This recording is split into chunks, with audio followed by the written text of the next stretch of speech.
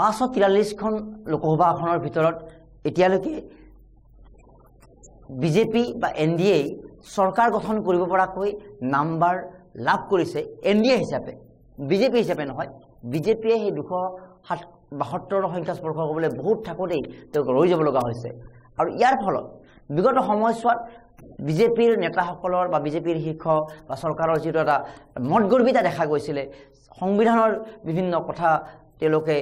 উপলুঙা কৰা কথা দেখা গৈছিলে সংবিধানক অৱমাননা কৰা এক প্ৰকাৰ দেখা গৈছিলে ইডি সিবিআই লৈ অত্যাচাৰ অৰাজক পৰিস্থিতি কৰিবলৈ চেষ্টা কৰিছিলে কিন্তু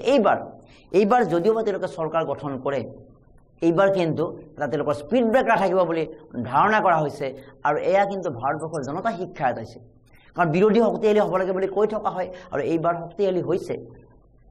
যথেষ্ট সংখ্যক আসন তেওঁলোকে লাভ কৰিছে দুইটা দলৰ এনডিএ ইণ্ডিয়াৰ মাজত পাৰ্থক্য বহুত সাংঘাতিক নহয় আৰু এই কথাই কিন্তু দেশৰ বাবে মংগল কাৰণ বিজেপি এক প্ৰকাৰ অৰাজক হ'বলৈ আগবাঢ়িছিলে তেওঁলোকে 2016 চনত 8 নৱেম্বৰত তেওঁলোকে বিমুদ্ৰাকৰণ কৰিলে সকলোৰে সেই টকাবিলাক ইনভেলিড হৈ গ'ল পূৰ্বৰ টকা বহুত হাৰাশাস্তি হ'ল আৰু তাৰ ফলত যথেষ্ট সংখ্যক এই ক্ষুদ্ৰ ব্যৱসায়ীসকলক প্ৰভাৱ পৰা বুলি কয় জিএছটি অহাৰ ফলত যথেষ্ট প্ৰভাৱ পৰিলে তেওঁলোকে এইদৰে দেশক লৈ এক প্ৰকাৰ লৰা ধেমালি যি চাটাকে কৰিবলৈ আগবাঢ়িছিল কিন্তু এইবাৰ যেহেতু তেওঁলোকৰ নিজা মেজৰিটি নাই তেওঁলোকে ইভিন টেলিভিছন পাৰ্টিৰ 16খন বা নীতিশ কুমাৰৰ 15খন 31খন লৈও কিন্তু এতিয়ালৈকে মেজিক ফিগাৰ নহয় আৰু লোক জনশক্তি পাৰ্টি বা অন্যান্য দলৰ সমৰ্থন ল'ব লাগিব তেতিয়া তেওঁলোকৰ এটা বন্ডিঙত থাকিব এটা বাইণ্ডিঙত থাকিব তেওঁলোকে নিজস্ব মৰ্জিত কিছুমান সেই যিটো একছত্ৰী ডিক্টেটৰশ্বিপ পৰিৱেশ সৃষ্টি হৈছিলে সেয়া কৰিব নোৱাৰিব এয়া কিন্তু দেশৰ জনতাই এটা সুন্দৰ ফলাফল দিয়া বুলি ক'ব লাগিব যদিও বা বিৰোধীয়ে চৰকাৰ গঠন কৰিব পৰা নাই বিজেপিয়ে চৰকাৰ গঠন কৰিব নিশ্চিতভাৱে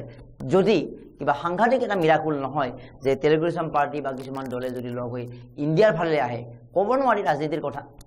ৰাজনীতিৰ ক'ব নোৱাৰি কোনোবা যদি প্ৰধানমন্ত্ৰীৰ প্ৰস্তাৱ পায় উপপ্ৰধানৰ প্ৰস্তাৱ পায় বা গৃহমন্ত্ৰীৰ প্ৰস্তাৱ পায় তেতিয়াহ'লে হয়তো আহি যাব পাৰে তেতিয়াহ'লে কাইলৈকে খেল কিছুমান সলনি হৈ যাব পাৰে কিন্তু ইণ্ডিয়াৰ তৰফৰ পৰা ৰাহুল গান্ধী বা দলসমূহে কিবা অনৈতিক প্ৰক্ৰিয়াৰে চৰকাৰ গঠন কৰিবলৈ আগবাঢ়িব বুলি আমাৰ মনে নধৰে সেইফালৰ পৰা এনডিএ চৰকাৰ গঠন কৰাৰ আগবাঢ়ি আছে কিন্তু এইবাৰ তেওঁলোক এক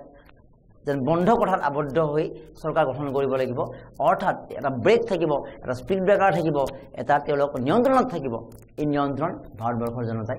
আগবাঢ়িছে